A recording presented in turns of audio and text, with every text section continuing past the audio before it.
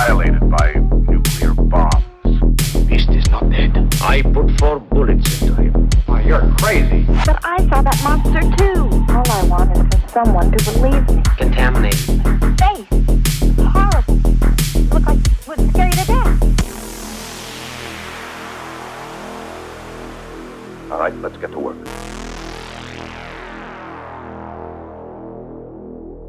Feel the shadows. Pow. Pow. Pow is the word when you don't hear it, but it's at my end when I hit the start record button. It's a little tiny explosion on my desk. Pow. No, it's not. But I told you I'm going to start with the dad joke, so I got one for you. You ready? Yeah, let's hear it. Why can't you hear a pterodactyl when he's using the bathroom? Why? Because the P is silent. Oh my god. That's so bad. Oh my god. That's usually how I know it's gonna be one that's gonna make me groan, because I can't draw any lines like in my head, any connections between things that you're saying. I'm like, oh, it's gonna be bad. That's how I know when Paul tells one. That's how I know.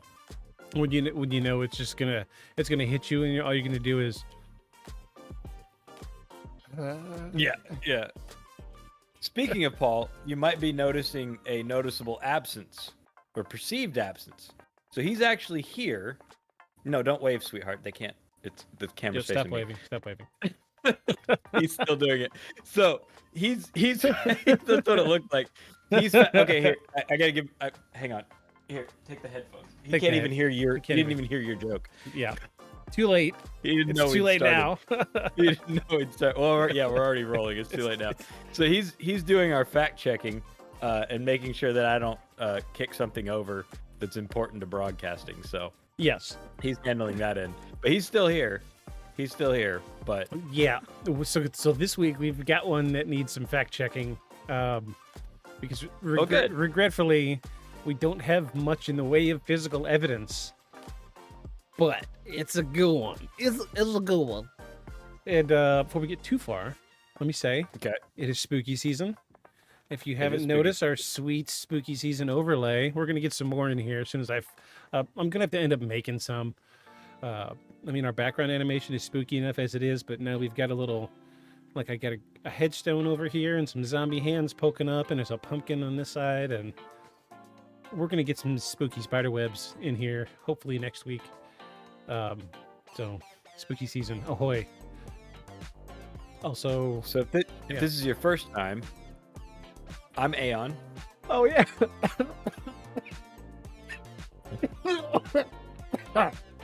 Got him. And I'm missing my cue. I'm Victus. And this is Beyond the Shadows.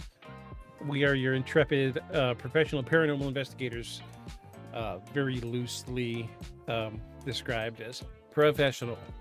But I'm very air quotes professional. Okay, I'm very air quotes professional. Caught me off guard with that one. Jeez. I got a new vape this week. My banana muffin vape. So my work shirt has a little boob pocket, and it's just everything goes there. Like my vape will go there. I got a stack of pins, and like end of the day, I've got a pile of loose screws that they're kind of everywhere. And for those that don't know, I'm a rigger at a boat, like a boat mechanic shop. So you bring your boat in, and I put in new electronics and run all the cabling and all that stuff. The dirty work. I mean, it's kind of a hot rod shop. I mean, I'm gonna be honest. The pictures you send me and the audio you send me of those motors, it's a hot rod boat shop. Yeah. Let's be real. These are expensive boats. Yeah. I've done 3 or 4 boats this week that cost more than everything I own in the world. So and probably me. But what I'm getting at is, so when we go out, we have a pond behind the shops, and the only way to really check to see if the boat's going to run well is we put it in the pond. We got a little boat ramp, and we launch the boat. Well, the bigger ones, you can't really push them off, but the little ones, you give them a shove, and so they can launch. And I finished a brand new build, really nice boat. Pushed the boat out, and when I did, I leaned forward, and my vape tumbled out of my pocket and into the pond, Right into the water. right into the water, like a quarter inch of water, just Dead man. just enough for it to float. And I was like, shiitake. Started shaking it, tried to get all the water out, and I turned it upside down, water pouring out of it. Ugh. So I just set it off to the side. We did our boat test, and like 10 minutes later, we go to leave. I grab it and I put it back in my pocket, and I hear it. It's burning while it's in my pocket. I was like, 'Cause yes. it's got a short. So we pulled up. We dropped the boat. I was like, I got to get up here right quick. Went in there. I smashed it a couple times with a hammer and disconnected the battery, and it had started melting the plastic on the inside.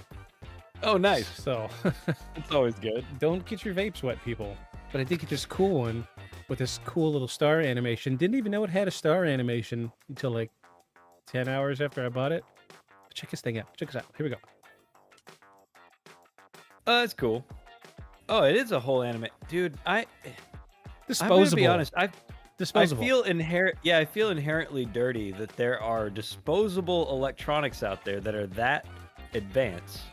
Yeah. And it's still disposable. Like that just blows my mind. And at first when these came out, these were little touch screens, and you could like change the voltage and stuff. But now it's just a fancy. But it's a cool little display. I like it. Even that too. That's the infinitely relevant man, Terrence McKenna. He theorized in the 90s. He saw what was happening with computers, and there was some VR then. I mean, it was really bad. It's the Yeah. stuff that like gave you seasickness as soon as you Yeah. turned it on. But he had gone to a tech show. They'd invited him to come and give a philosophical talk about tech and society, because he talks a lot about that, about the interference of what we call civilization with like the human condition. And he made this. He had this idea that he was like once upon a time the printed word was considered something that not everybody would have, because it was a huge press and it was one page at a time. Yeah. He's like, and now paper is ubiquitous. Like we throw away paper, we wrap everything in everything has paper in it. Yeah. He's like, I believe that one day screens, which at the time was just TVs and stuff for him, TVs and computer screens. He's like, these will all be ubiquitous, just like paper. Electronic screens will be throwaway. Yeah. Boom. First example. There you go. First example is on a vape. Yeah. A throwaway screen as valuable as paper. Disposable. Holy crap. Disposable. That is so insane. I even thought too, I was like, yeah, sure, that'll happen, but like not in my lifetime. And they don't even have digital paper yet. It doesn't have to be even normal paper. It's a digital screen with animation and a type of graphics. Yeah. So it's photographic, but it's throwaway. Oh, I mean, there's That's what blows my mind. so the sides are probably just fancy LEDs, but there is a display, Yeah. and that is a screen, and that shows like That's- the voltage and the level of juice and everything. That's a screen. And how much is that thing?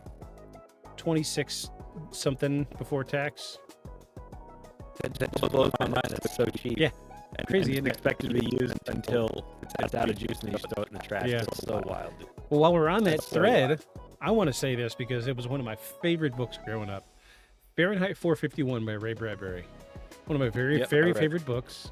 I Mhm. think, even for our younger listeners, should recognize it because I think it's part of the high school syllabus now. Yeah.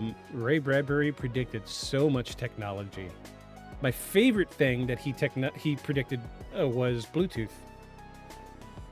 So Oh yeah. so he Yeah. would say that people would have phone calls. He would call them the ear seashell. It was Yeah. the shape of a small seashell that you put in your ear, and you could talk to people. Uh-huh. Yeah, and And that's been out for how long? 50s, 60s. And we've had, little Bluetooth dongle things in your ear for almost 20 years now. I remember having the ridiculous the one piece with the tiny Oh, with the tiny with microphone. the little mic. Yeah. I thought I was so cool. Yeah. I was not cool. Yeah. I was not cool. Isn't that wild? And they even, in that, he even talked about like walls that were screens. Yeah. Like he predicted the flat screen. Yep. Like as part of your wall. And he didn't, it wasn't a projector because he had projectors then. He just said, and then parts of your screen, didn't he have a thing in there too where like you could sell a certain amount of time on your screen in your house to like cut down the cost of your other screens? I think so. Something like that. Like, and then he predicted video calling. He predicted the wall Yep. size screens. He predicted robotic dogs. Yep. Not really heavily used.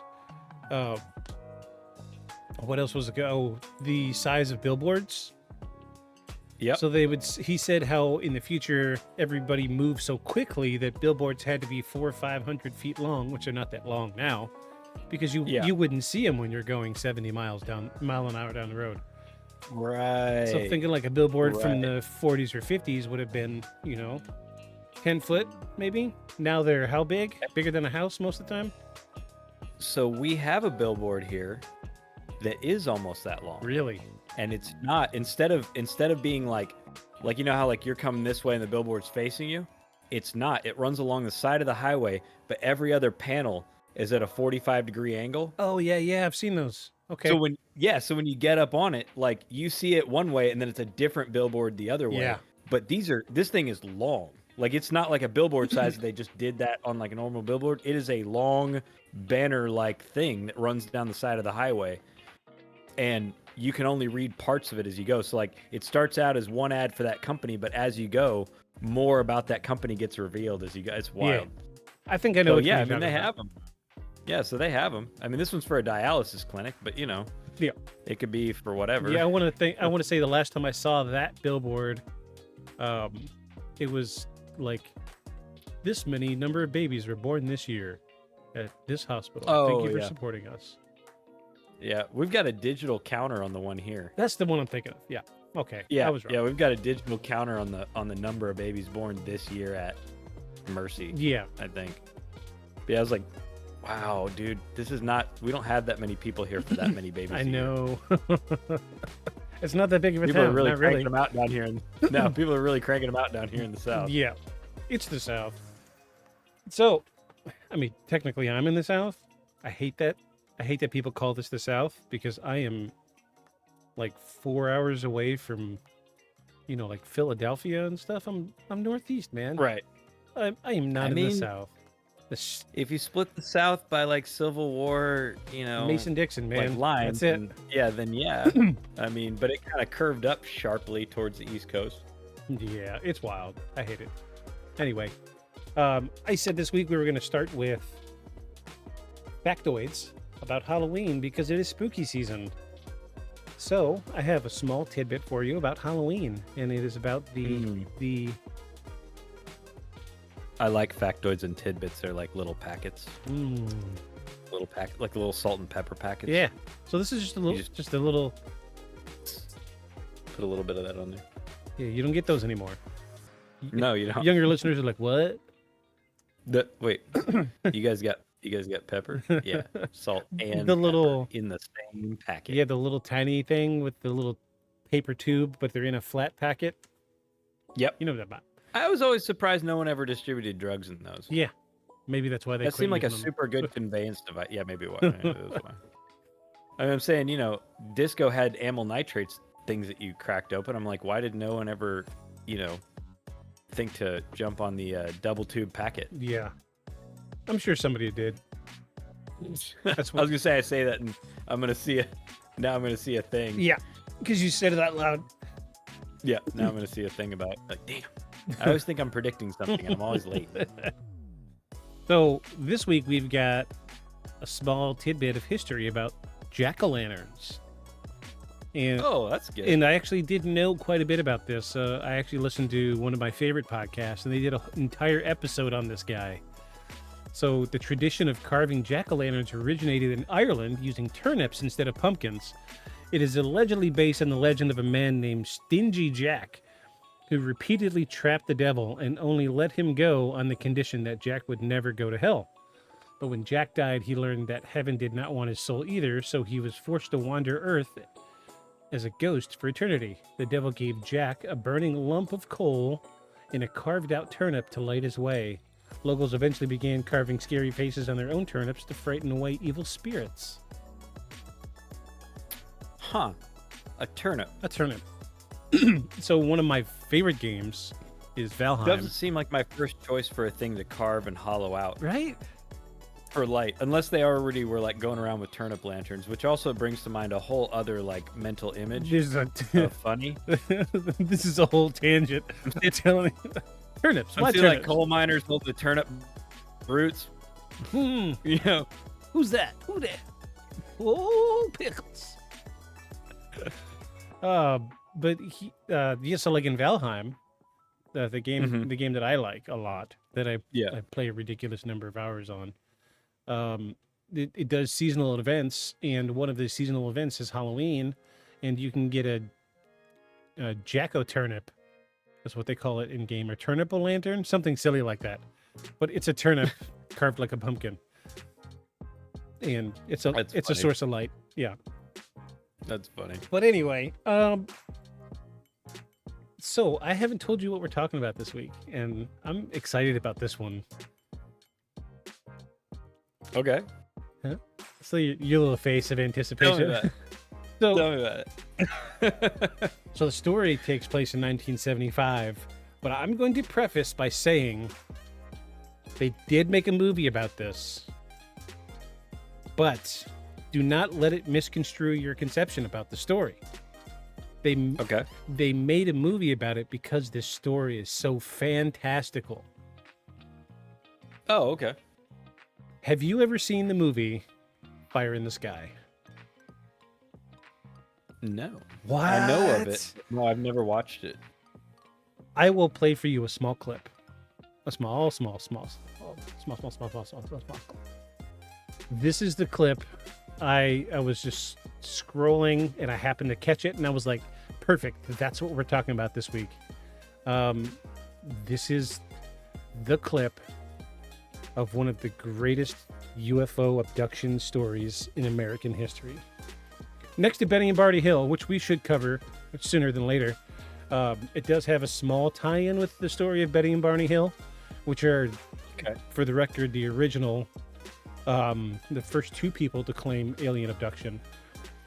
And there is some very, very haunting regression hypnosis audio from Betty and Barney Hill that, just thinking about it, I'm getting people bumps.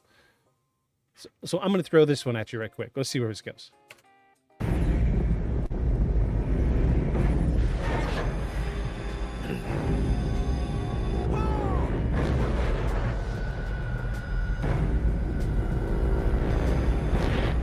Good camera.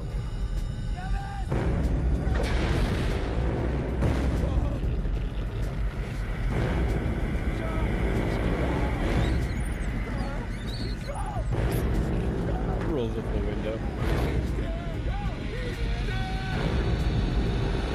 Courtesy of movieclips.com. Thank you very much. But this is just a small sliver of what has become known as the Travis Walton incident. Okay. Okay. No, I don't think I know anything about this. So this one, okay, I have nightmares about this movie to this day because it is jarring, and I feel like they maybe increased a little bit since I learned the backstory behind it. I thought it was just a movie growing up, and the scenes in this movie with the aliens scared the crap out of me. Is it one that actually? Is it a movie that actually shows the aliens they're talking about?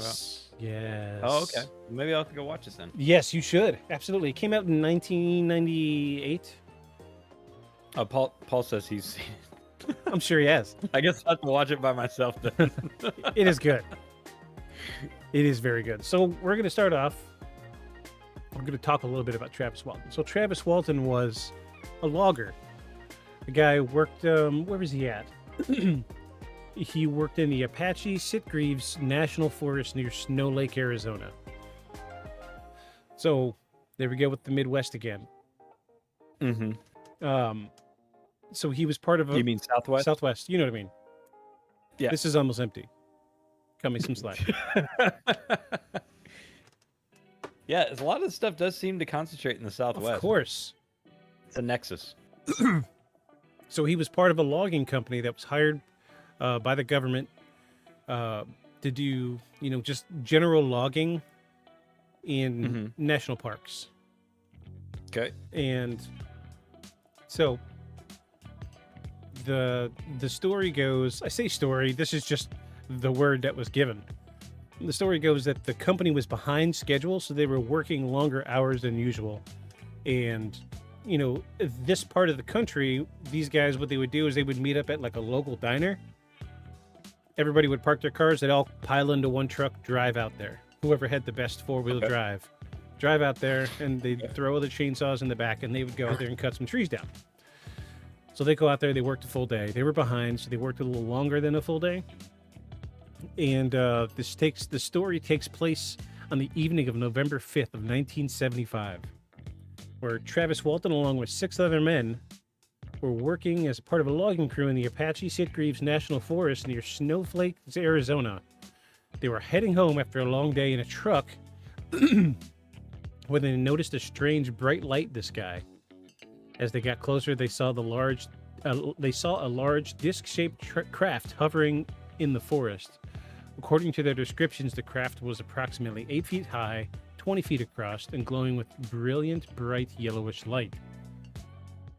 So, kind of what you would expect for a normal UFO encounter. Right.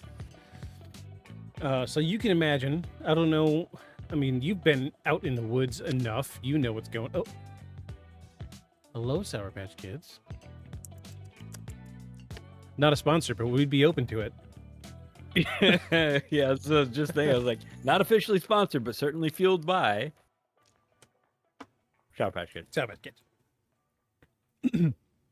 So, you've been out in the woods enough. Have you ever been out in an area of woods where the woods are so dense that you can't see anything through it? It's like when you look around you, it's just dark everywhere. Oh, yeah. Yeah. This is kind of the type of forest we're talking about here. Okay. So there were a couple mixed reportings. There was like 1 or 2 reportings where they talked about this UFO was over a lake. Okay. And they chased it for a little while.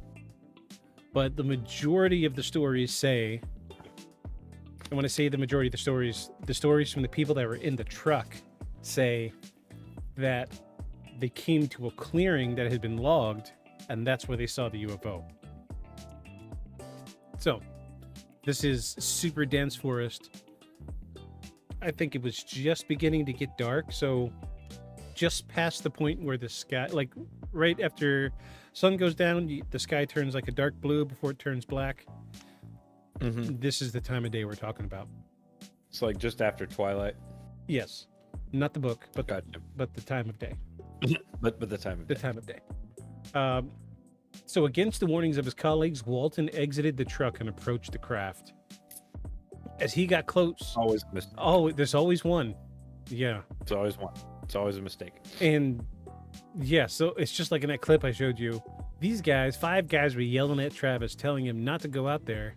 But he was super fascinated by it because he had just the weekend before seen Close Encounters of the Third Kind.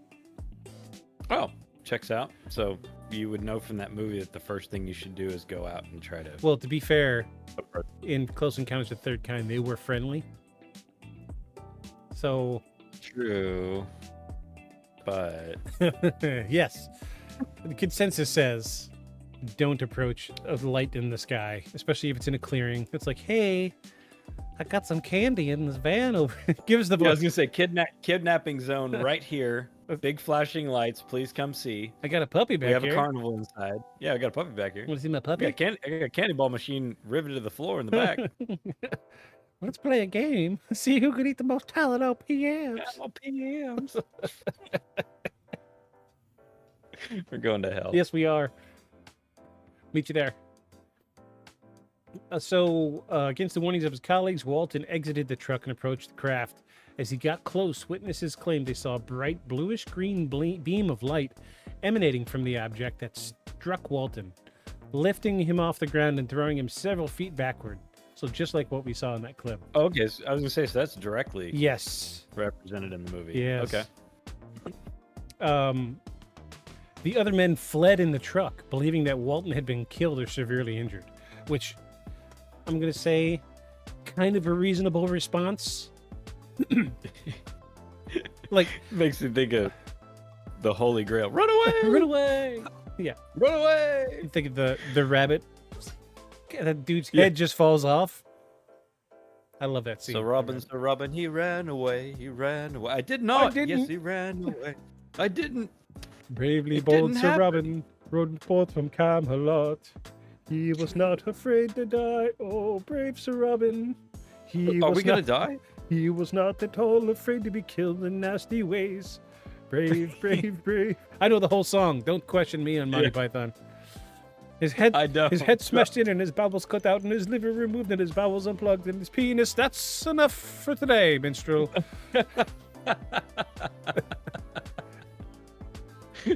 I like that you know the whole I do song. know the whole song. I've watched that movie so many times. So many times. This is the volume of times. You can't even see my hand. So That's how many. It's a lot. that's how many. So all in all, I feel like it's not a bad reaction. These guys saw their homie get lifted up and chiblooed into the distance by a UFO lazy beam. I will say, and this is what interests me the most, and nobody talks about this. You hear about stories, especially like the 70s, of they'll say a bluish white light comes from the bottom of the UFO. Mhm. Immediately, my brain thinks about bright LEDs. Okay. Yeah. So back in the 70s, you didn't have those. Oh, right. Yeah, that's right. So Yeah, you wouldn't have had anything like so a that. little piece of me thinks, is technology catching up to that? You know? Like, why doesn't anybody say, I saw something like a 4000K LED light beaming down from the bottom? They're going to say, oh, it was a bluish white light. Yeah. You see what I mean? Yeah. So it's I'm just, following you. yeah. So it's, well, food for thought. Food for thought. I mean, given how little power LEDs use, I mean, it would make sense that they'd be using something like that. I don't know what to do with my hands right now. So when it comes down to energy efficiency, LED makes sense. If I was a super advanced spacecraft, I would have LEDs in there. I mean, they're very And they don't really burn out. No. There's No. nothing to burn out. Exactly. So it makes me wonder, are UFOs using LED? That's the question of our age. Quack, quack, quack. Yeah. Cue the spooky music. All right. So the other 5 guys in the truck drove off. 5 guys? Did we say? Yeah. So Travis with 6 other men. So 6 dudes. 6 people crammed in a truck? That's going to suck. Yeah, was it? I mean, I guess they had extended cabs then, but It must have Maybe been an 3 in the back. extended cab. There was. You will find that as the story progresses, the narrative is going to revolve mainly around 3 people. okay. So it makes me wonder if, the others in the truck just threw their hands up and they said, I want nothing to do with this, Right. and just faded into obscurity because you don't get names, nothing.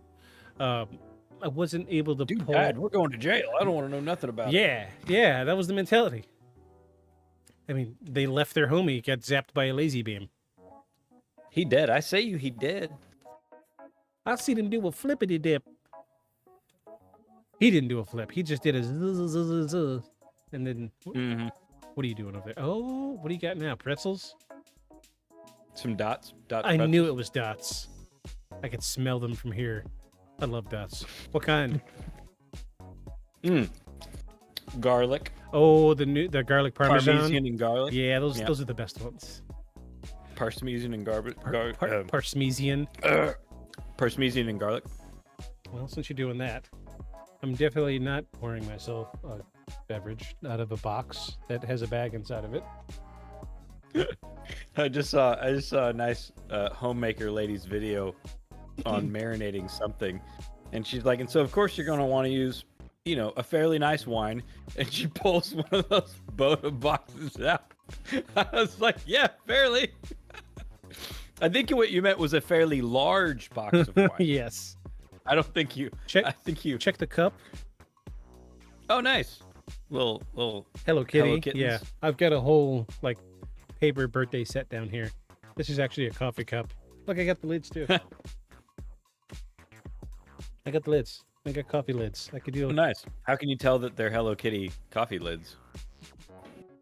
because they came with the cups. That's all I got for you. I actually was holding on to these. I wasn't ever going to use them, but they're just taking up space. Oh, wait. Here we go.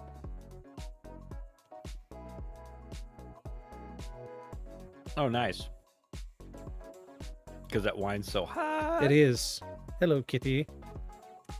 I will reuse this until this cup turns to mush. I will say this the first time having wine out of a paper cup. Cool. Bucket list.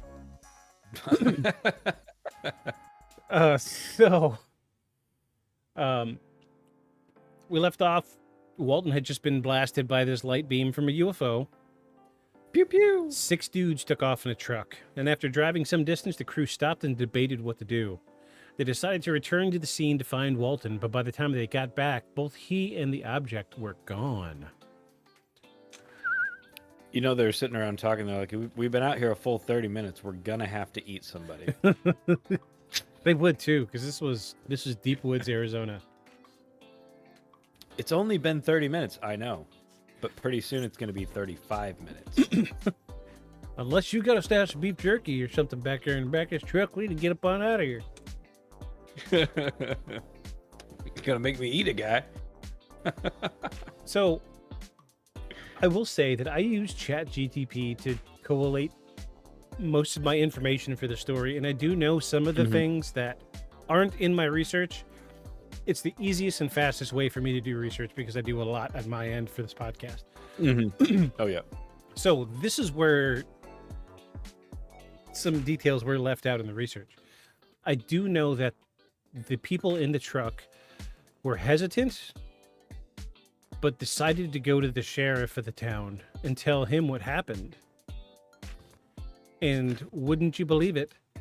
He said that they were drunk and lying. Go figure. Yeah. That's usually the go-to. I mean, to be fair, 6 dudes out in the woods in a ratty truck cutting down wood. Probably in that era, probably were doing some drinking, but Sorry, you can be drunk and see something that's real. I had to check my cup. I thought I saw a bug fly in it. Ugh. I mean, I've never drank and saw UFOs, so I don't think that it's a side effect. On the contrary, you kind of need to be clear-headed for that, don't you? Mm-hmm. So they go to the sheriff, middle of the night. They wake this guy up at his home, and all of them are like panicking. So I'm pretty sure at this point, the 3 in the truck that didn't want anything to do with it were like, nope, see you guys, and took off. And it was just the 3 that remain in the story from heretofore. That actually talked to the sheriff. Yes, that went to the sheriff's house, and he immediately was like, "Y'all are drunk. Y'all don't know what you're talking about. Talk to me in the morning if you're still missing. We'll do something then."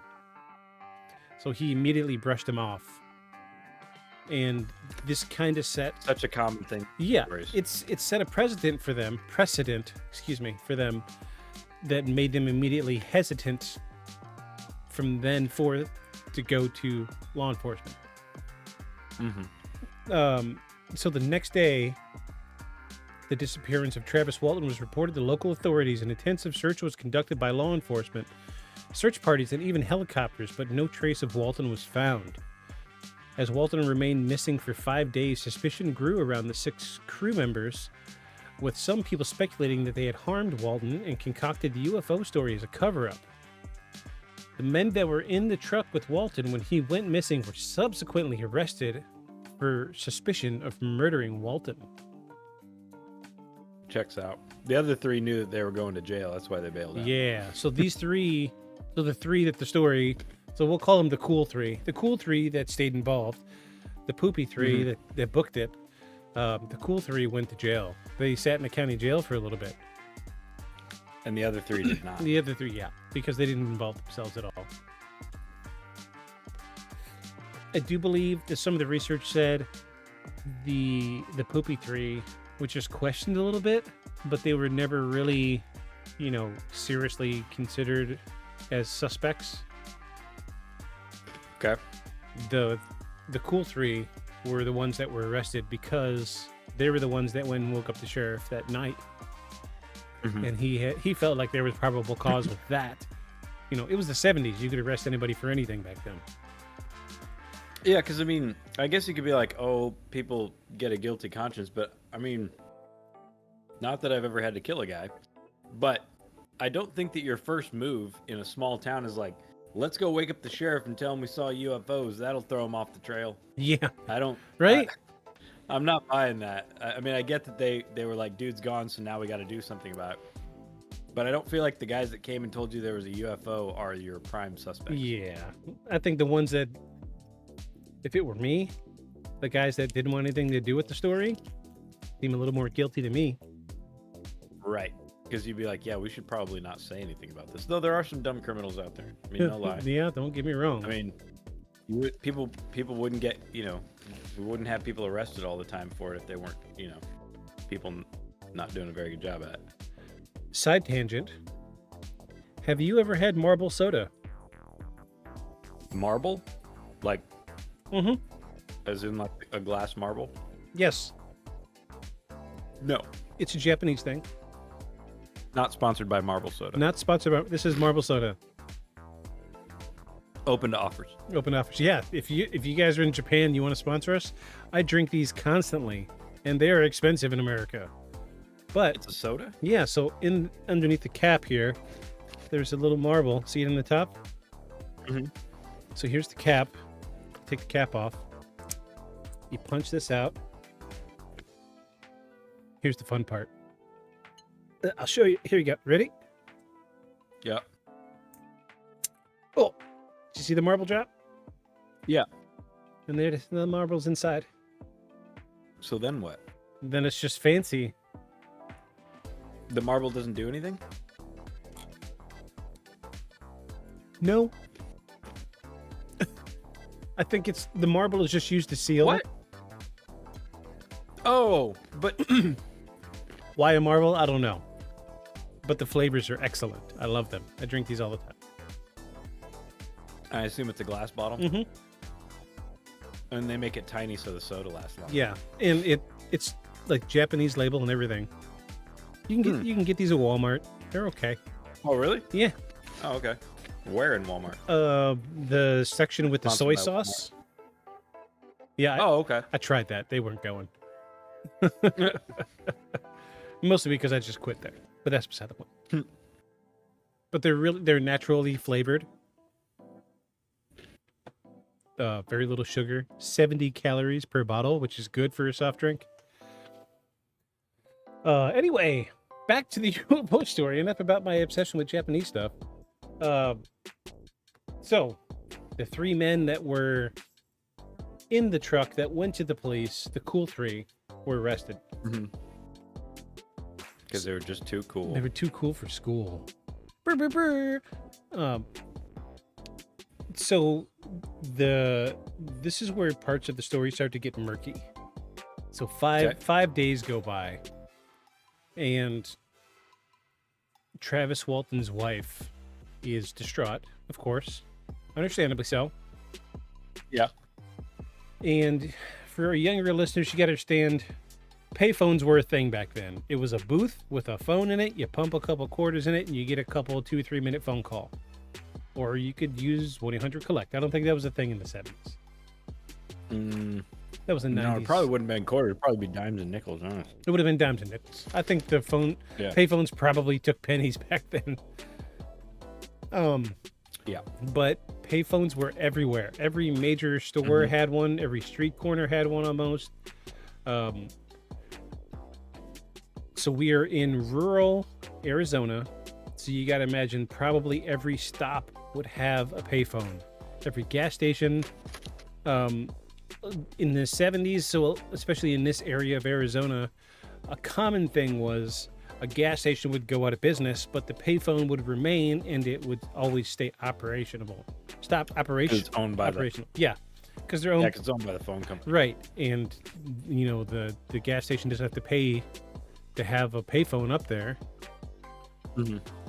So as long as the phone company keeps the connection, there's always going to be an open telephone connection.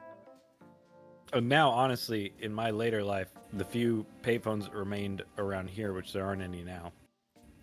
But you go by a gas station that had the like one of the two phones outside of it worked. One of the two payphones they had actually worked. But when you saw somebody talking on that, you'd be like, man, dang, I bet dude's having a really bad day. Yeah. Well, you got to think. No one's ever on a payphone in my lifetime when they're on top of they're just on top of the hill. Well, Like, yeah. So I remember. like, oh man, I remember as having a hard time. I remember as a kid. So I grew up near Detroit. Payphones were everywhere.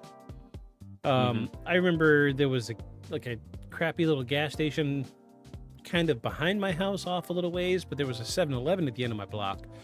I would walk down to the 7-Eleven and I would be that kid, 10 years old, 1-800 boobs, see if I can get, a sex See line. if anything comes in. Yeah, occasionally I would hit, but it wouldn't work all the time. But payphones were always there. So you got to think back in the 70s, people didn't have landline phones. Yeah. In the 70s, that was back when you could go to use a phone booth and there would be a phone book in it with everybody's phone number. Phone books were like this thick back in the day. So like we got a phone book like 6 months ago here where I'm at now in Virginia, 30 pages. Compared to, I remember phone books growing up were massive tomes that you used as paperweights. Yes.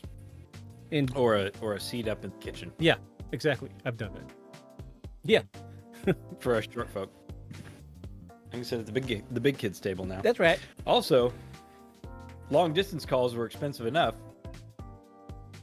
that Captain Crunch, using a whistle out of the cereal box, Oh, figured yeah. out that he could make the tones because they all worked off of tones. Like you'd hit the buttons and the internal machine would make a tone to the automated system, which calling it automated sounds really weird now, but the tones would let you get into this area code or it'd be this number. So he would make the tone of the machine would normally make to the line, and he would make long distance phone calls for free, which now you'd be like, okay, long distance phone call, like my iPhone will call anywhere in the country for the same price. But that was not the case then. If you were trying to call outside of your town on your landline, it cost you more. Twice as much, if not more. Yes, if not more. If you're calling across the country, it might even be more. So, we've got the concept. Payphones are everywhere. This is the 70s, mid-70s. I hate that we have to do a payphone history to make sure that everybody listening right? we're talking about. I really hope our older listeners are sitting back with their arms folded, laughing right now. They understand. Being like, yeah, that's right. Those were the They don't know days. nothing about them payphones. Don't get it twisted. I'm almost 40, so I know what it's like Same. to use payphones. I've used payphones. Yeah. I didn't. The gray's not just a look. Yeah, there's a reason I dye my hair. I promise you. Yeah, right. Yeah. So 5 days goes by, and Travis's wife is distraught.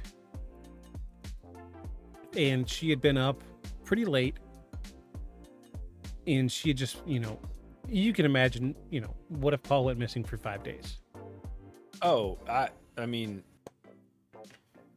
one day, Right? if I didn't hear from him, I mean, not because, we're like, I think that something's going on, but if I didn't hear from him, like at the end of the day, I immediately know something, like something is absolutely wrong. Yeah. So I can't imagine 5 days. Now, granted, everybody wasn't walking around with a cell phone, but yeah, 5 days and you still haven't seen your other half and they haven't called, like something's happened. Yeah. I mean, So this was back in the day where when you went to police and say, hey, my person is missing, all you can do is sit there and wait. yeah. There was no, getting on social media and finding out, texting everybody. You could call who you wanted. This is rural Arizona. Mm-hmm. There was not a lot Not of that people many that there. you could call. Yeah. Yeah, and they're all gonna be like, no, I haven't seen him. You sure he ain't over at Buck's? And you call Buck. No, I ain't seen him, but I thought he was down there. Yeah, it's not. You know, it's funny you say not that helpful. because the wife did this. She called Yeah, around. Of course. She called a bunch of the other people at the logging company. She called the direct supervisor, talked to him. You know, the last I saw him, he's driving off in the truck with them. She even Because what else could you do? she called hospitals. She called emergency rooms. She called, morgues. Everything. She called local bars just to see if maybe he was passed out in the bar somewhere. Nothing. And I came home too late one night as a kid, and my mom had already called all 3 hospitals in the area. oh my gosh. Yeah, no joke. Yeah. I was an hour and a half late. She called all 3 hospitals and the police. Oh my god. Have you seen him? Was he in a wreck? Was he? I'm like, Mom, it was an hour and a half like car trouble. It's all right. All good. Pre cell phones. So, we're gonna pull up. I'm gonna pull up Google Maps because this next part's gonna involve some stuff. Some triangulation. Yeah, I want to see where we're talking about here. So let's start with what is the name of this town they were in? Snowflake, Arizona. I was gonna say right now it looks like over by Useville. Yeah, that's me. On the coast. That's me. Hello. It's like, by your house ridge. All right, here's Snowflake, Arizona. So 5 days. Kind of an ironic name for a place in Arizona. So hot, right? Yeah. Snowflake, Arizona. Location in the desert. So middle of the night on day 5. Well, it was past midnight, so I guess technically day 6. The wife gets a call from Travis Walton. What? On the landline? From a payphone. All right, here we go. Heber, Arizona. So let's Heber. Hebr. Heber. Yep, Heber. So we need to find Heber, Arizona. So there's Snowflake. I was hoping it would just be like, oh, there it is. Oh, very close to Winslow.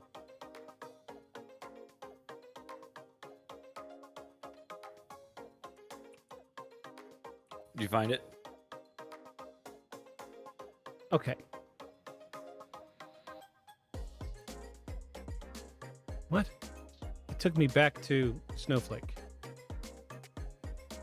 I'm peeking around my camera to look at my screen.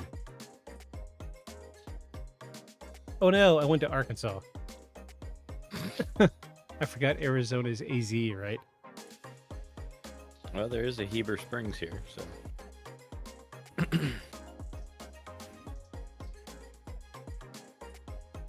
Okay, there's Heber. All right, we're lost now. Oh, okay, wait. Joseph City. Okay, here is Heber. This is Heber. And Snowflake is right here. So let's see. Oh, I could do this on my phone. Why can't I do it here?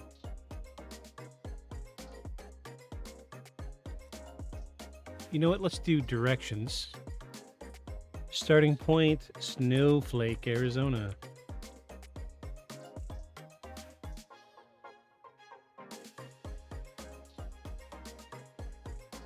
$33-minute drive.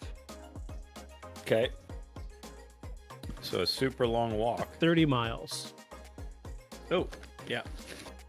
I mean, 30 miles is no quick stretch by any means. So he called from a payphone in an abandoned gas station in Heber, Arizona, to his wife in Snowflake. Well, they said near Snowflake, so I don't know. Looking at this, so green is State Park.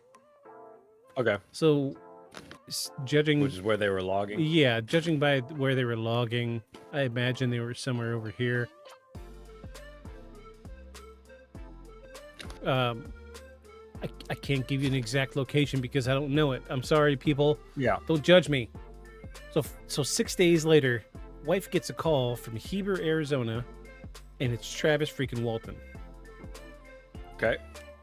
He was found near Heber, Arizona, disoriented and confused, claimed to have little memory of what happened to him, but began to recall events over time.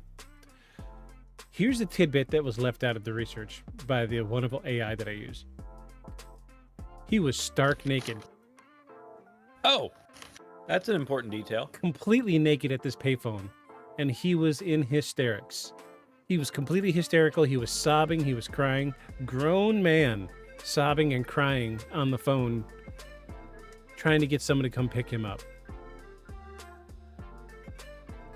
How'd he get the quarters to call? Could have been a collect call. I don't know.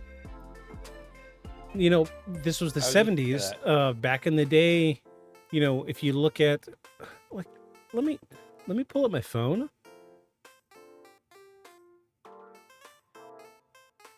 Okay, yeah, it doesn't say it anymore, but on your phone, where the 0 button is, that used to say OPR for operator. Okay. So on a payphone, you could hit 0 and an operator could pick up. And back in the day, you could, you know, you hit 0, operator would pick up, and you'd get a chance to, you know, talk to say, hey, just had an emergency. I just need to get a hold of somebody, please. Right. I could see that being the case. Yeah. I'm at a payphone naked. Yeah. And I imagine... Can you please call my wife? Yeah. I mean, as the reporting that I'm familiar with showed how hysterical he was when he was at the payphone.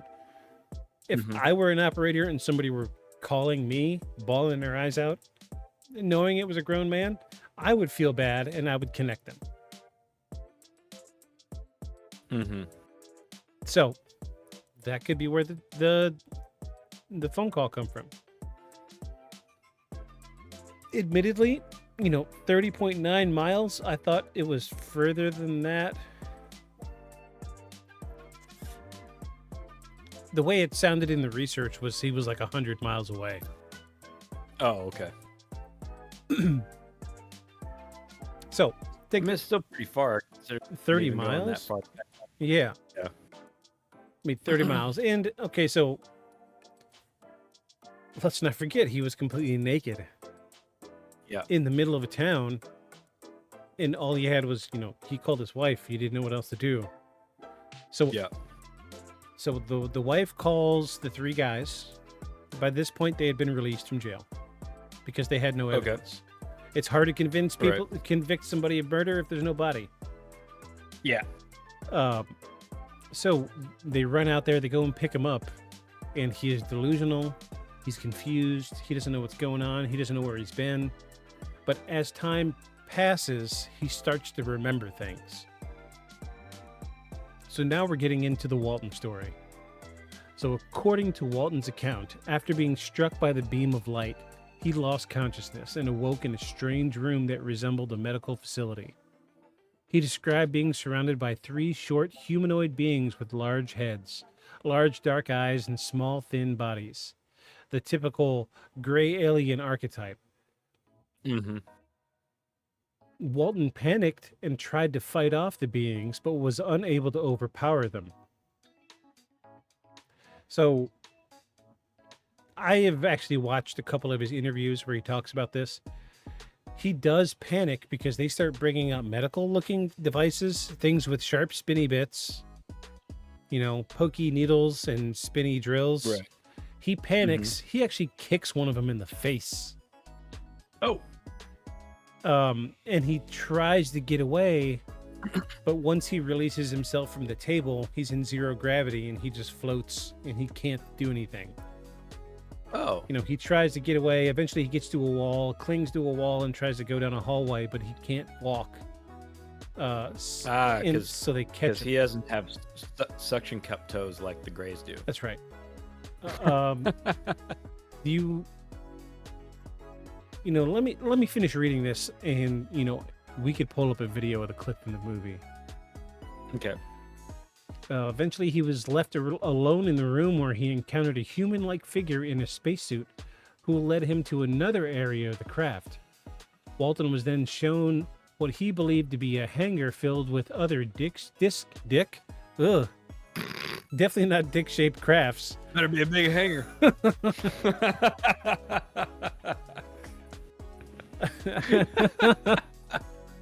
Oh Lord, let me fill my cup back up. Marble soda be damned. You drive me to drink. You see what you're doing to me? You said it was full of the D. Just saying, better be a big ass hanger. Walton was then showed what he believed to be a hangar filled with other disc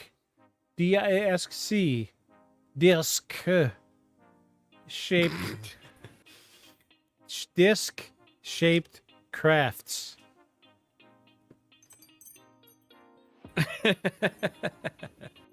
After this, his memory became hazy, and he recalled waking up on the side of the road, confused and weak. So let's see if we can find a clip right quick, man. I gotta find a clip. I gotta show you the stuff that's been haunting my dream for years. Oh, where the Greys have them? Yes. I mean, I can see how it'd be hard to get away from them with their strong, spindly arms. Ugh.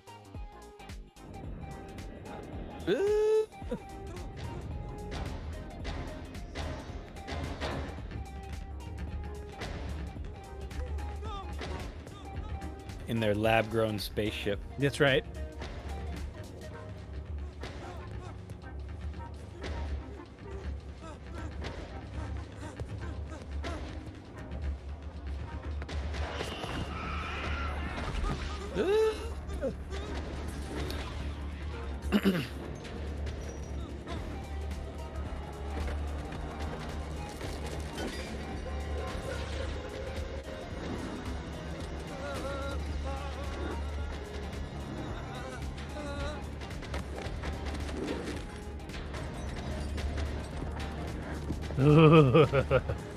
Dang.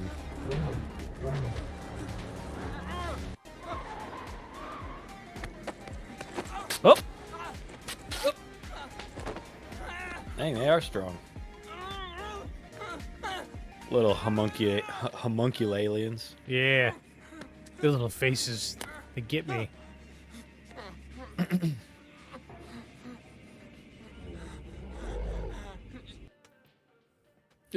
We're gonna stop right there, so this can fuel your dreams later this evening. He just looks grouchy. Yeah. Let me. Oh, not that face. There we go. A little bit better. He just looks grouchy. He's like, dude, it's your job. Find a little fun in it. Right. Here comes the airplane. Rip your pants off. But don't you? Holy crap! Ah, Gets you. made me swallow my fizzy water down, like a little down one side and a little out the nose. Like, holy crap! Here comes the saucer. Here comes the UFO. Give me your penis. So, I have read firsthand accounts of what he experienced. And the movie did such a good job of translating what he saw. That, oh, geez, man, they did. This is why Fire in the Sky was such a good movie, because I feel like this really happened. This is part of what he experienced, and as time went on, he was able to remember more and more and more of the events. Eventually, he recalled that once he was taken onto the ship, when he woke up, he was like sealed in like a skin sack, and like the opening scene of The Matrix, or when Neo wakes up. You know, he wakes up out of the pod. Something akin to that is what he experienced. And then as soon as he woke up, you know, the aliens come in and grab him. You really need to watch this movie, my guy. I'm gonna have to. It looks pretty good. Like I said, I've heard of it before. Oh no, your video is frozen. Is it? Oh, Can you still hear me? I can hear you. Yes. Oh, there you go. Do the wobbles. There you are. Maybe we just got a rough patch. Okay. Yours was having trouble earlier to me, so you know. But if it looked fine to you, then it's probably fine on your end. Let me make sure I don't have a bunch of junk open. No, good here. Okay, we're gonna roll with it. Okay. All right. So he was found on the side of the road, naked, weak, and confused. In the aftermath of Walton's reappearance. Sounds like a 90s. Naked, weak, and confused. Yeah, sounds like a 90s song. I'm immediately thinking of like Pearl Jam. Yeah, it sounds about that's the band that would have made it. Naked, weak, and confused. By the highway, yeah. But I didn't know that the aliens grabbed me up and ripped off my jeans. Maybe Stone Temple Pilots. Yeah. STP, right on. Yeah. Mm-hmm. Yeah. Chris Cornell, he had a way for telling stories. Rest his soul. So the Travis Walton incident. Oh, in the aftermath of Walton's reappearance, both he and the 6 other crew members were subjected to polygraph tests. Regarding their accounts of the incident, initially the tests seemed to support their story, with most of the crew passing the polygraphs, though one test was inconclusive, which I will say polygraphs are not used anymore for a reason. Mm-hmm. They don't hold up in court. They are not reliable. All they do is monitor your physical response to what you're saying. Mm-hmm. Which under stress, in a stressful situation, isn't. Yeah. It's not a trick. Yeah. And the folks that do it and make money at doing it will claim all sorts of things about tests and controls and so on.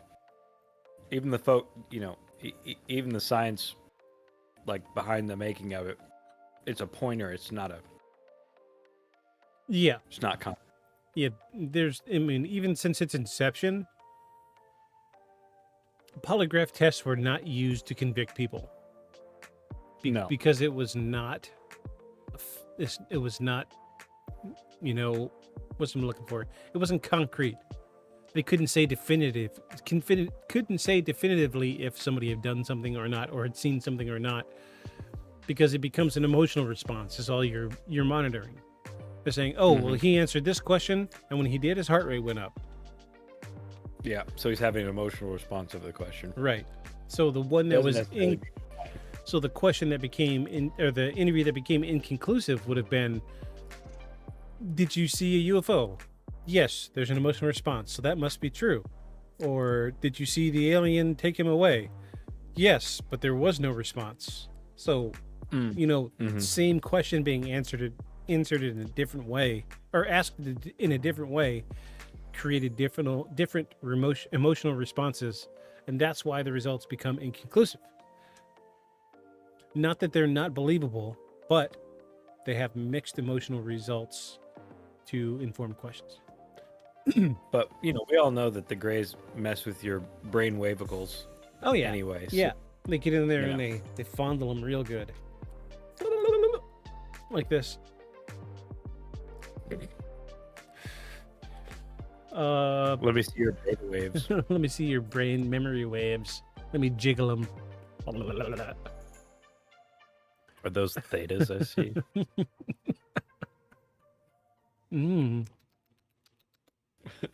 Thetas taste like grape. Delicious. However, Like grape soda. Grape soda, delicious brainwaves. However, later tests and interpretations of these results have been debated, with some claiming they support the crew's account, while others argue the results are unreliable or were influenced by bias. understandable. Because As is the issue with those tests. if you remember the beginning of the story, the weekend before, they had just went and seen Close Encounters of the Third Kind. That's right. That's right. I remember now that you said that. So, this was the foundation of why people were saying that his testimony was unreliable. They think that maybe he'd gone on a bender, got lost in the woods, and showed up at this abandoned gas station, and all he could remember was his vague memory of the weekend before of seeing this movie. But I'm gonna say this stuff right here, Grumpy Alien Face Man, is not in Close Encounters of the Third Kind. You do not even see them. No. You see a silhouette. You do not see their face, not like this. Up until this point in 1975, the only reliable, in my opinion, substantiated case of alien abduction was the Benny and Barney Hill incident from the 1950s. Are they the ones that were in a car? Yes. Yeah. I know what you're talking about. They lost time. Yeah. We should really, I really want to cover it because it's very detailed and there's some very disturbing audio. It's gonna, I really want to make sure Paul's here on camera for this one because he can give us some good insight. Because can we talk about what he does in his spare time? Oh, past life regression. Yeah, he's shaking his head. Yeah. Okay, I'm just making sure. Yeah, no, he said yeah. Paul works with a form of therapy called past life regression. There's two major schools of thought and training on it. He trained with one of them, and I personally have seen and listened to some pretty astounding stuff. Things that stuff that a person shouldn't know, or like people with no hard science background talking about very obscure topics in physics, for instance. Like Edgar Casey. Huh? Like Edgar Casey? Well, I'm not getting the reference. You don't know who Edgar Casey is? Mm-mm. Oh, dude was like 3rd grade educated, and he would go into a hypnotic trance and diagnose people medically and fix their ailments. In the in the 20s. No, I didn't know that. And he would claim that he could go to sleep and lay down on a book and wake up and he would know the book and be like, what's on page 236, second paragraph, 3rd sentence? And he would quote it.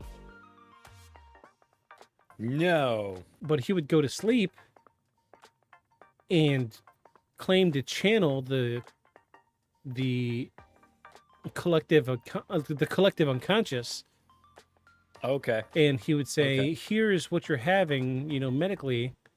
Here's how you fix it. You need this, this, this, and this. Grind it into a juice and drink it, and it'll and it'll go away. And he'd healed millions of people, and never, took payment for it. He just wanted to help people. Dude had like a 3rd grade education. But when he was channeling, he had like a weird British accent and knew advanced medical terminology. Yeah, so we've seen stuff like that when somebody's channeling their past life or a past life. They have all this knowledge. And they'll be seeing stuff that, even like in the case of one, the lady came into one of her past lives right at the moment of her death in that life, and she was on fire. Oh no! And the distress, sweat, and terror coming off this person was unnerving. It took quite a while for Paul to get her walked back out of it to where she was not screaming. Unpleasant. But unpleasant, that's the kind of stuff that actually is much more convincing. It's very convincing. Right. Also, what would her motivation be for that? So you were saying these folks had regression therapy done on them. to try to find that lost time they had. Yeah, I would be willing, if you're interested, next week doing Betty and Barney Hill, because it is so good, and we got to make sure we get Paul on camera for this one, because it heavily relies on the regression hypnosis therapy, because there's audio. We can listen to it on the podcast, and it is haunting. He knows it. We've talked about it. So when I came back from my grandpa's funeral, we talked about it. Okay. And he knows the case. And it is haunting. I'm getting chilly chills. Because it is unfiltered emotion.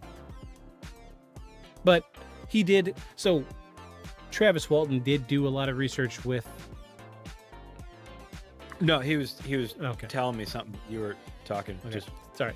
Yeah, no, he was saying he could speak to that, like to what's going on in the tapes. Is there audio of the other people? Oh yeah, the people doing regression on tape. Yeah. I would love to have that. It might take a couple weeks to get everything together, but it would be a really good episode. We just got to make sure we can line it up and get him on camera, because I would like to hear his input on it. Mm-hmm.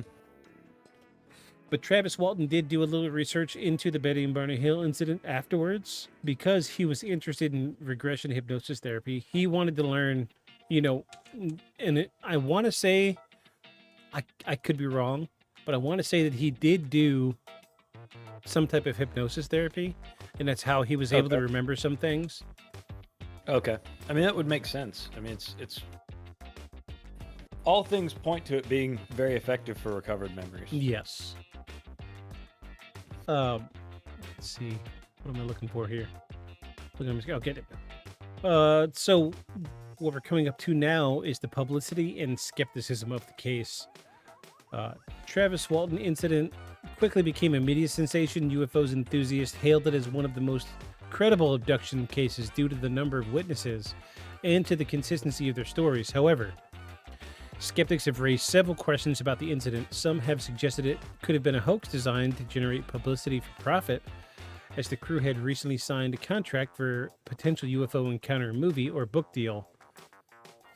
Others have argued that Walton's account was influenced by the prior UFO reports and media depictions of alien abductions, i.e. Betty and Barney Hill and Close Encounters of the Third Kind. But he remained... he remained? No, it's not the word I'm looking for. He insisted in every interview that he had researched Betty and Barney Hill after his abduction, because he was trying to figure out what was going on, which makes sense. Trying to understand what happened. Right. Yeah. To the point of people were saying that they're, yucking it up because of a movie deal. This was 1975, and the movie didn't come out until 1993. Oh, dang. So yeah, he was already dead, probably. I'm sure. I don't know. I don't know if he's still alive. Over the years, various investigations have been conducted into the Walton case. Some ufologists believe that the incident provides compelling evidence of alien abductions. Others argue that the entire story is a fabrication. Skeptics have proposed alternative explanations, including the possibility of a hallucination, a drug-induced experience, or even an accidental injury that caused Walton to have a wild, vivid dream-like experience while unconscious. So what they're trying to say, they're out there chopping wood with LSD? Like, what's... Yeah, you're not going to be... I'm no professional, but I don't think you're going to be cutting down trees while you're tripping. No, it doesn't sound... I mean, I guess that's not necessarily what they might mean by hallucinate. That's a lot to hallucinate and be gone for 5 days. And then what? To make your story more into the payphone? Like, I'm not buying it. Yeah. So, the incident has had a lasting impact on both the UFO culture and Travis Walton's life. In 1978, he published a book, it's 3 years after the incident, called The Walton Experience, which detailed his account of the abduction. His story was later adapted into film in 1993. film titled Fire in the Sky, which is what we have here, Grumpy Alien Face Man. Mm-hmm. The movie dramatized. Yes, dramatized and altered parts of Walton's experience, particularly the depiction of the alien encounter. Walton had continued to stand by his story, appearing at UFO conferences and engaging with researchers over the decades. Despite the ongoing debate over the authenticity of his claims, the Travis Walton incident remains one of the most widely publicized and investigated abduction cases in the UFO field. So we're going to get into the points of controversy, the things that people are saying, I'm not so sure because of this. Okay, So let's hear it. So the first one is the polygraph test. While the initial test seemed to support the witness accounts, later re-examined have led to conflicting interpretations. Just because a polygraph says it's undetermined doesn't mean that it's false. And this bothers me.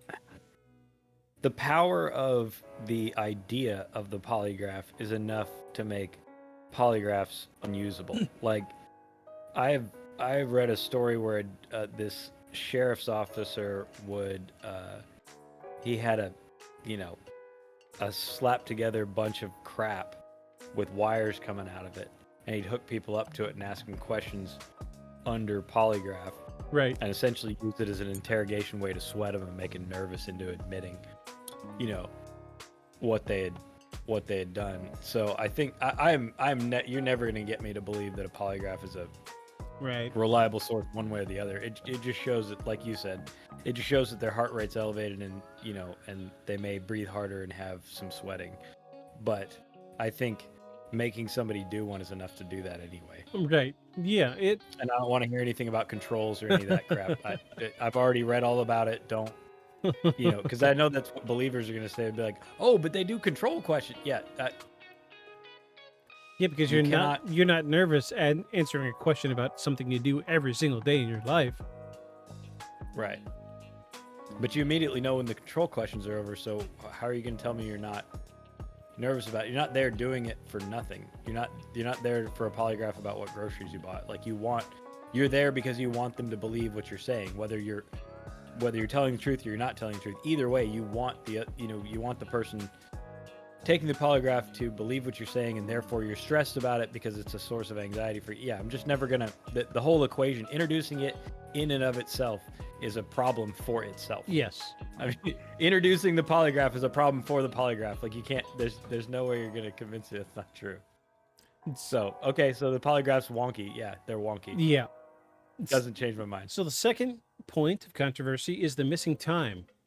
Walton's account of being gone for 5 days with little memory of the events aligns with the common missing time phenomenon in UFO abduction reports.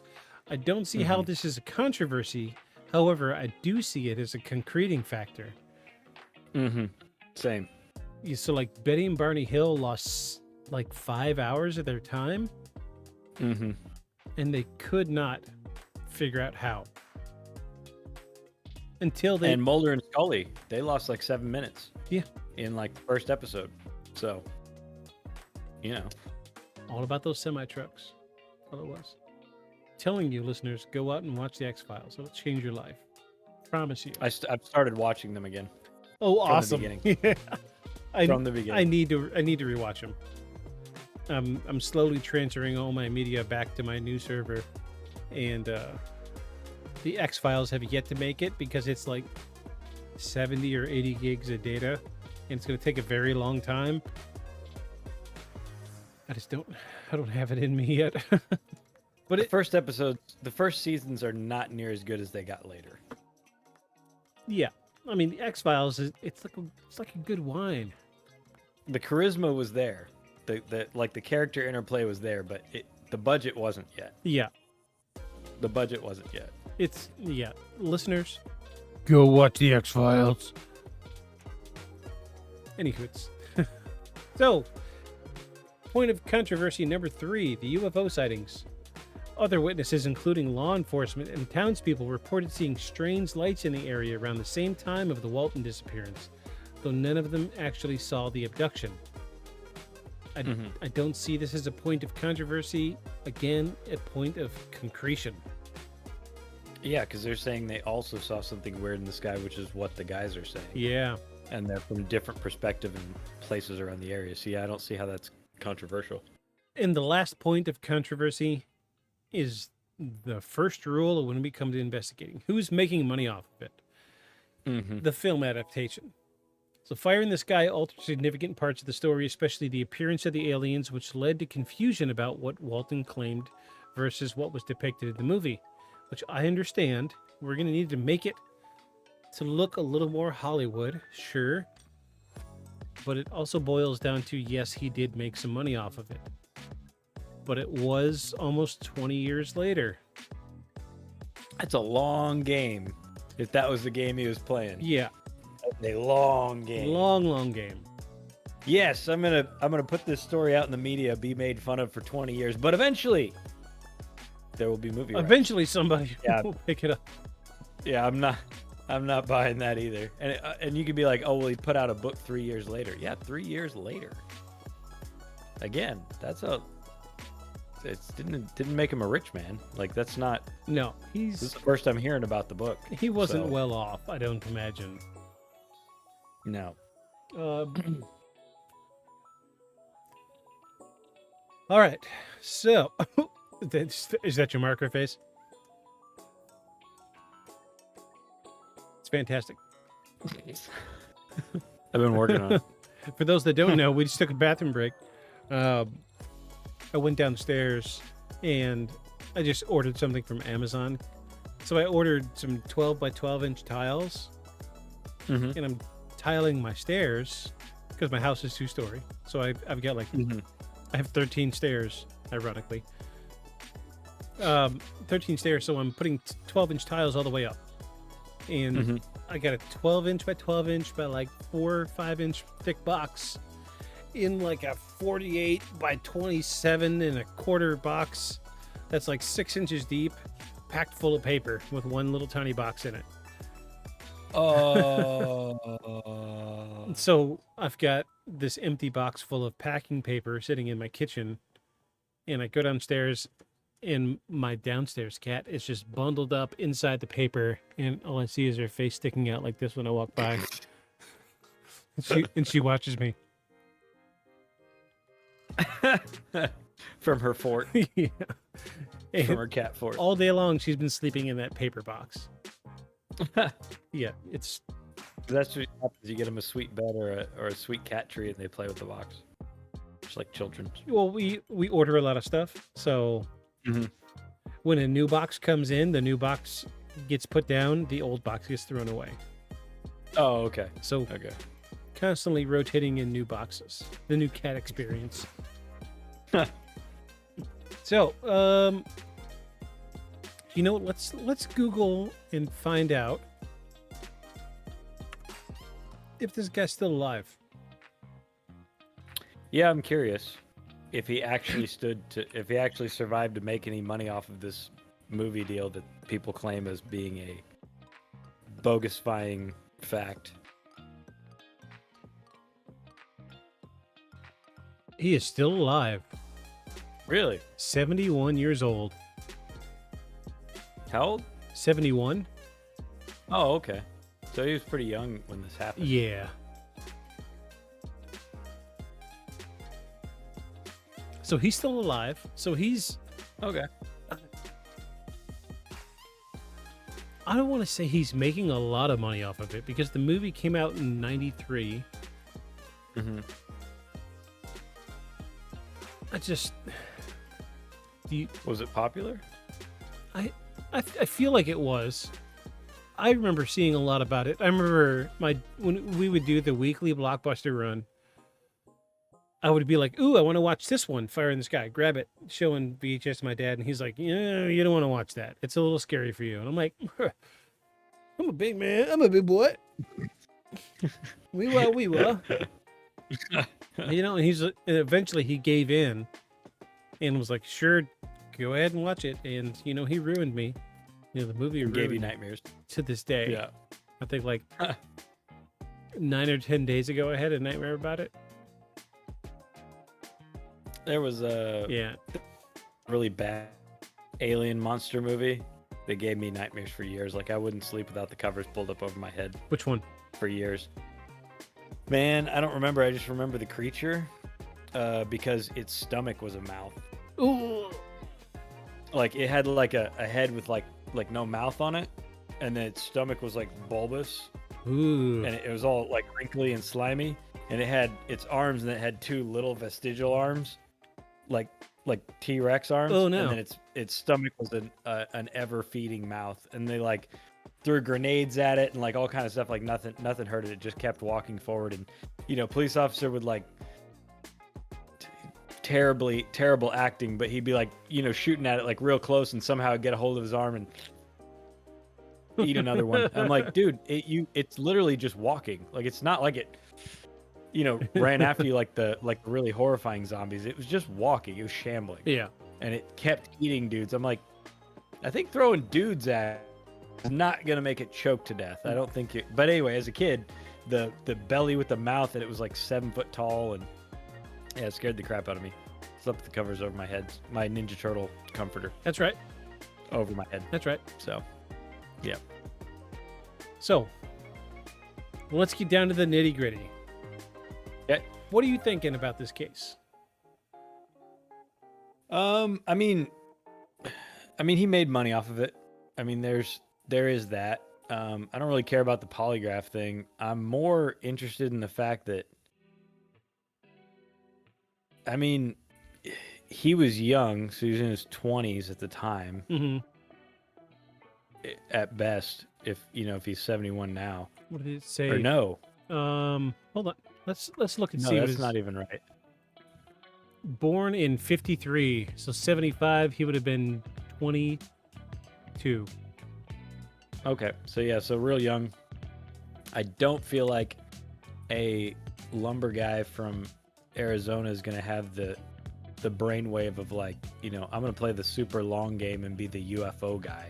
Right. I just don't see it. And you had 3 other dudes, really I think 6, but I think 3 of them just didn't want to be involved.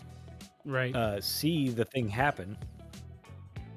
And I think it's legit. I mean, it's got all the hallmarks before there were hallmarks. Right.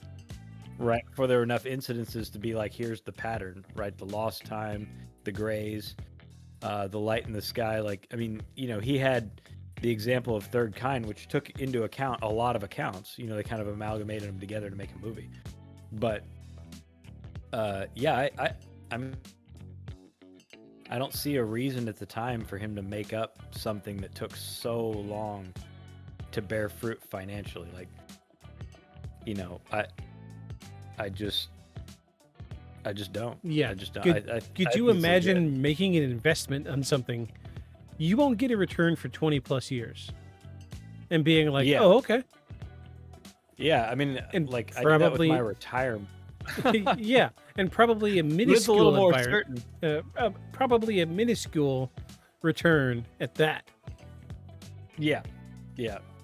I mean, I did win on a Powerball ticket the other day though. Oh, $7. dang, bro. Let me get like 350. All right, sure. I'll just put it in the mail. All right. Put it in the mail. If I had gotten, I didn't know that I didn't get the modifier or some sort of Yeah. option on it, but it would have been $1,500 Ugh. if I had done that. I was like, wow, you're picking them next time, Paul, because that sucks. I'm mad. He's like, what? It's $7 you didn't have. I was like, yeah, but now I feel like it's $15 I could have, or $1,500 I could have had. Yeah. That's bogus. I do a lot of hate that. I do a lot of scratchers.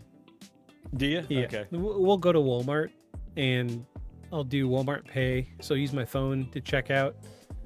Mhm. And I always like open my wallet before I leave. Like,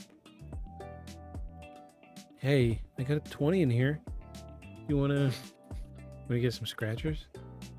And then, yeah, because here in Virginia, you could just go to like a kiosk and just put $20 in and pick your scratchers, and it just pumps them out. Okay. And it's really easy. And even if you win, you just scan them, get your money, and it's already in the machine. Yeah, replay that money. So that's what we do is like every 2-3 weeks, we'll buy a pile of scratchers, take the winnings, and then buy a pile of scratchers. We're just waiting to hit big so that way we can not have to go to work ever again. That's my plan. Yeah. Yeah. I mean, it's part of my plan. The lottery's part of the plan. It's not the plan. I'm still playing. But it's not reaping many rewards, but I'm still playing. Well, I never did them until this guy here was like, "You want to get some lottery tickets?" I was like, "For what?" Like, you never know. I was like, I mean, yeah. Also, I mean, I guess you never know whether or not your car will get struck by a comet in the middle of the morning on your way to work. Like, there's a lot of things you just never know. Right. But it is fun. It would be like a Thursday where both of us had like a hard day, and he'd be like, I mean, we can get some lottery tickets. Yeah. Okay, let's get some Let's lottery go. tickets. Fuck. Yeah. It's like they're doing the drawing tonight. We got just get them on the way home. I'm like, okay, fine. I don't care. You never know, man. Sounds great. You obviously play the Powerball more than we do. Well, that's normally what I get because it'll be like five like numbers for like $10. Yeah. And so I'll get like two. I'll give them $20, and so you got 10 whatevers. And then I never have the patience to look them up, so Paul looks them all up. Oh, I'm the guy that's right there, refreshing the page, refresh, waiting for the numbers to come through. I'm that guy. I only do Powerball a couple times a year. I think the last time I played, I got like $27. It's never enough to keep going. That's why I like it. My luck is much better with scratchers. Yeah, that's why I get them. I'm like, here you go. Put them in your wallet. Let me know. Yeah. Married, so I own half of that. Do it. Govern yourself accordingly. Yeah. You should try just like throwing $20 at it. So what we'll do is we're like, I've got $20. Let's get, I'll get 10, you get 10. And of course, They're that cheap? I mean, yeah, you can get like dollar scratchers. Oh, really? Okay. Like there's like $1, $2, $5, $10, $20. So like, oh, okay. Like I'll get like a pile of the cheap ones, and then my wife will get like one really expensive one, and then like two cheap ones. Mm-hmm. And it evens out. I think I've got. What's the most you've ever won? Like 500. Really? Yeah. Okay. It was actually the first time we took the bus when we lived where you are now to here for Christmas. We stopped on our drive back. We were in Memphis, and we stopped for gas. I was like, "Screw it, let's just get a couple scratchers." First one, $500. I was like, "Well, that just paid for part of the gas." Dang. I do like winning stuff. I just don't. I've never been a gambler. Like, I know a lot of people get it. Love the slots because like you just never know. It's like no, I know exactly what's gonna happen. I'm gonna put $20 in there, and then I'm not gonna have $20. Yeah, that's what's gonna happen. Yeah, I know exactly what's gonna, and I know that's gonna happen. And when it happens, I'm still gonna be mad about it. I'm still gonna be pissed that I did it. So no, I know what's gonna happen. You never know what's gonna happen. I know exactly what's gonna happen. I'm gonna lose, and it's gonna make me put more money in the machine. I'm gonna lose, and then I'm gonna put another 20 in. I don't want to. So, I will say that when it comes to the Travis Walton case, I feel like this is a legitimate case. Sure, same. Dude could have gone and had like a trailer in the woods somewhere and hid somewhere for 5 days. Sure. But why hold on for 20 plus years? Yeah, I mean, because it didn't make him popular. No, because even still, I think like the highest profile interview he's done was the Joe Rogan Experience. Oh, and that took a long time. Yeah, very recent. And I think he wouldn't even do a real interview because he's so old now. Right. That they just replayed part of his original interview from the 90s. Okay. And I think Plus, at that point, he's got to be like, dude, I've already said all the things about the thing. Yeah. Like, I've got clips. You want my publicist to send you some clips? Surely at that point, he's in the 70s now. So maybe part of those memories are slipping. So which would explain why the Joe Rogan Experience used an older interview. Mm-hmm. But, I mean, how substantial of a story do you have to have in order for them to make a movie about it? Right.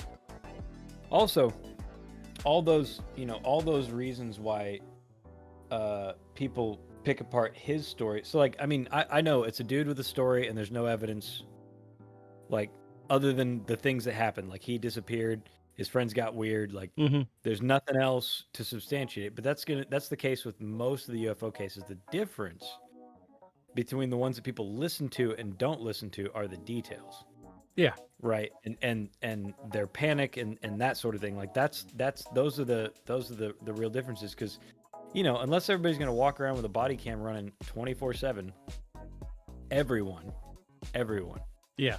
you're never going to be, you know, like, oh, there it is, I was so ready, like, I'm ready for my abduction. Like, nobody's expecting to get abducted by aliens. Even believers, like hardcore believers, are not expecting, like, when they go to work in the morning, they're not like, today could be the day. Like, better have my body cam on. Like, nobody's doing that. So, you know, you can be like, oh, there's just not good evidence. I mean, there's not gonna be, really. Yeah. Not for the abductions, unless, you know, you want to make everybody start doing that. So, I don't think those are legitimate reasons to pick apart his particular story. And I think the timing at which his happened, you know, because you can be like, oh, well, a lot of abductions have those same details now. Yeah, now.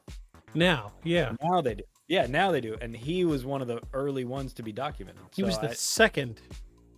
Yeah. So I think the first one was the important. Betty and Barney Hill incident. That was in the 50s, and it took 20 years for the Travis Walton incident to happen. Yeah.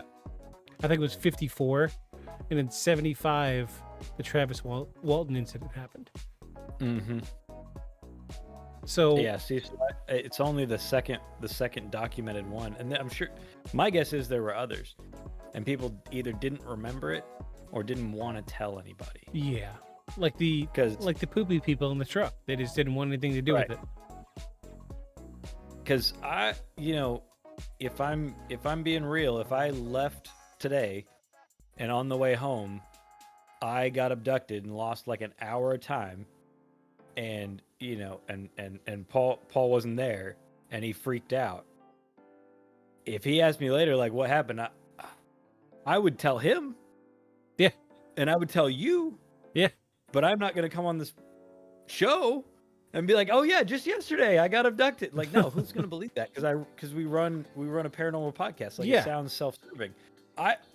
Who would I tell?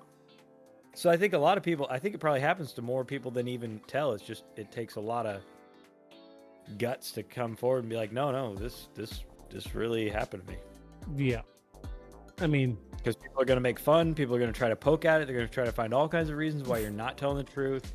50% of the people that saw the incident bailed outright. Wanted nothing to do with it. And to this day, they want nothing to do with it. Right. I think it says a lot about how hard it is for the folks who had those experiences to come forward and say something about it. Yeah. Because you already know what people's reaction is going to be initially. Unless you got a video or you have something. And even with that, they'll be like, oh, you made that up. Like, it doesn't matter what evidence you bring. I mean, we're even pretty rough about some of the evidence because we're investigators. Like, right. That's what we're doing. But even the average person that's not, like, I think a lot of people don't want to believe that something like that could happen or does happen, because how much of your daily, I just went and got a coffee life, does that throw into question? Yeah. Oh yeah, that dude really got abducted and really met aliens. If he could prove that and he had all the best video you needed for you to believe that, absolutely. How does that affect you in the morning when you go to get some coffee? Right. Makes everything weird. Yeah.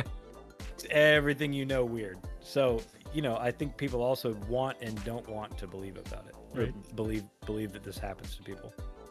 So I think it's safe to say that we believe this is a legitimate case of alien abduction. Go. Aliens. Go. Aliens. Aliens. The grays are out there. Aliens. Or in the case of this movie, the flesh tones are out there. Yeah, Flesh tones. The grumpy flesh tone aliens.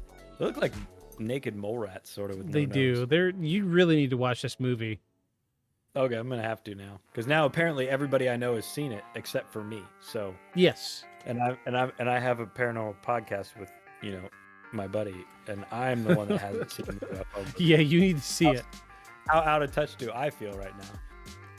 So yeah, I'm gonna have to go watch it. So once you see the movie, now that you know the story, you can piece together what really happened. And I challenge the listeners, if you haven't seen Fire in the Sky, go watch it. I'm not gonna lie, it's the stuff of nightmares. Dude struggling inside the spaceship is horrifying. But we have proven on this podcast tonight that this is a real event. This thing really happened. Go watch this movie, see for yourself. Now that you know the story half of it, now that you know the real part, go and see what Hollywood made and see this incredible story of one of probably less than 5 accounts that I can think of off the top of my head of legitimate alien abduction. And it's Go just, ahead. Yeah, it's just the actor does a really good job portraying the emotion behind what he was feeling, Travis Walton was feeling. And I could have swore that there was some type of recording with regression hypnosis. And I could not find it.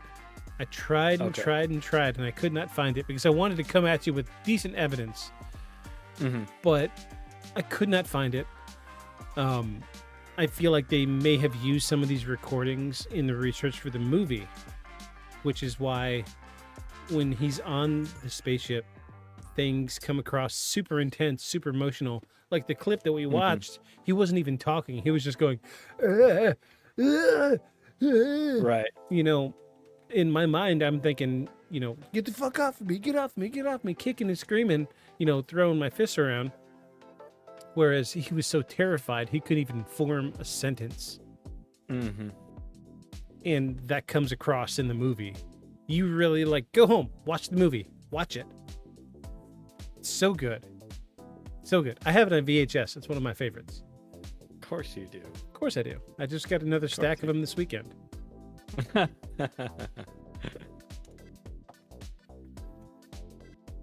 So, Fire in the Sky, the Travis Walton incident, really happened. Official stamp of legitimacy. Official stamp, yeah. Give it I got a stamp here somewhere. It's of an eyeball. I don't know. I guess that's not really paranormal. But anyway, It means truth. It means truth. Yes, Illuminati truth. See the truth. You seeing it? Yeah. Seeing it. So, did you have anything else you wanted to add, good sir? Well,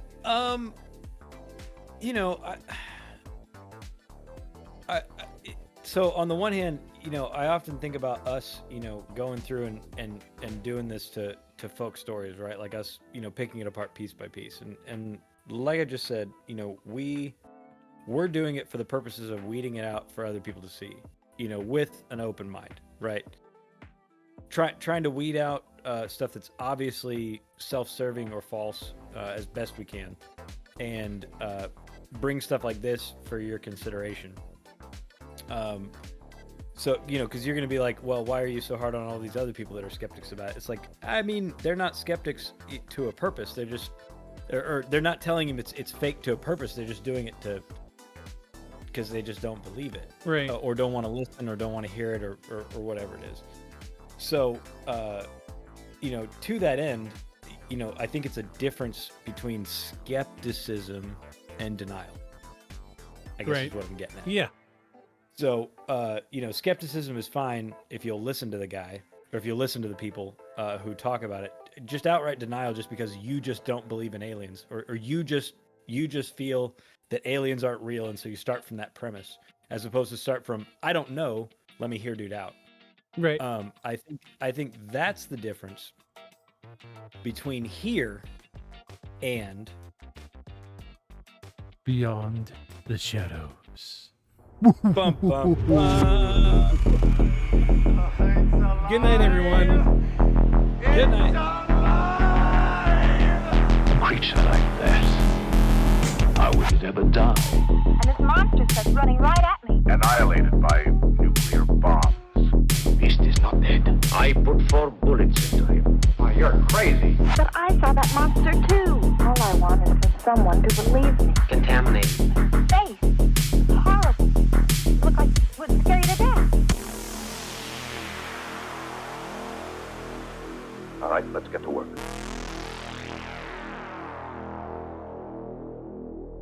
Feel the shadows.